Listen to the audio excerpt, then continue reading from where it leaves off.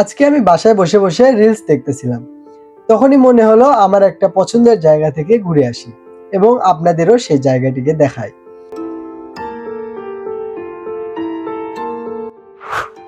এখন আমি যেখানে যাচ্ছি সেটা একটি পুকুর। একটি পুকুরের পাড় দিয়ে অনেক রকমের গাছ রয়েছে, সাথে রয়েছে অনেক সুন্দর বাতাস। আপনারা ভিডিওটা সম্পূর্ণ দেখবেন, আশা করি ভালো লাগবে।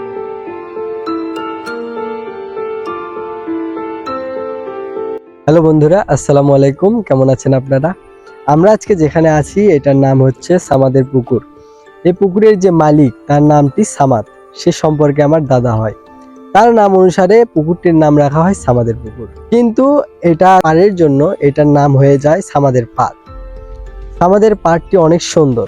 এই পাড়ে আসলে আমাদের মন অনেকটাই ভালো হয়ে যায়।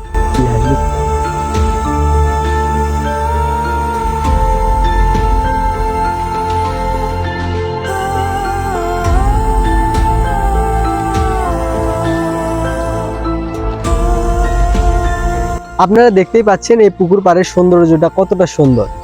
এই পুকুর পাড়ের 3 সাইড দিয়ে জমি, পুরোটাই জমি। সেই জমি থাকাতে পুকুর পাড়ের সৌন্দর্যটা আরো দ্বিগুণ হয়ে গেছে।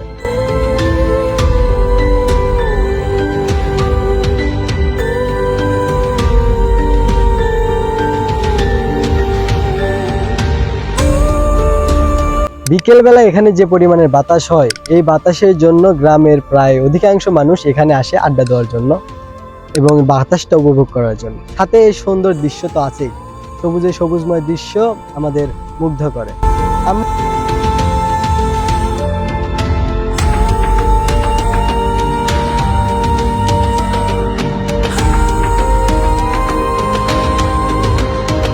এখানে বিভিন্ন ধরনের গাছ রয়েছে, ফলের গাছ সহ অনেক রকমের গাছ রয়েছে।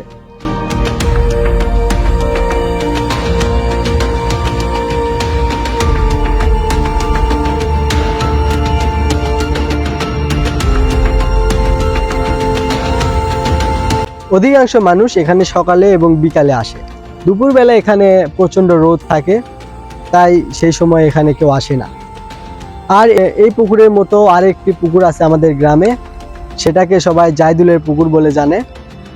আপনারা যদি চান আমি সেই জাইদুলের পুকুরের ভিডিওটাও আপনাদের দেখাতে পারি।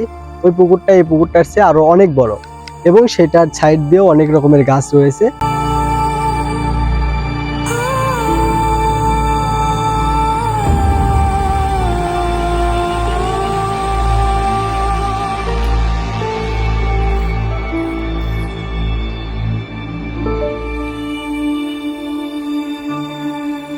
আপনারা ওই যে দূরে যে গাছপালাগুলো দেখতে পাচ্ছেন, ওইটাকে আমাদের গ্রামে ডামকুড়ি বলে থাকে।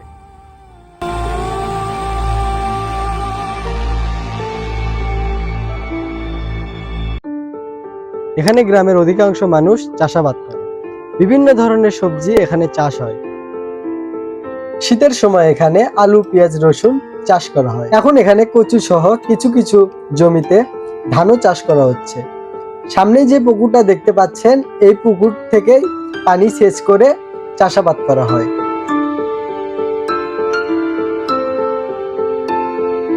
আজকের ভিডিও এ পর্যন্তই। আমার ভিডিও যদি আপনাদের ভালো লাগে তাহলে ভিডিওটাতে একটা লাইক দিয়ে চ্যানেলটা সাবস্ক্রাইব করবেন, সাথে ফেসবুক পেজটাও ফলো করে দিবেন। দেখা হবে অন্য কোনো ভিডিওতে। ততক্ষণের জন্য ভালো থাকবেন, আপনার চারপাশের সবাইকে ভালো রাখবেন। আল্লাহ হাফেজ।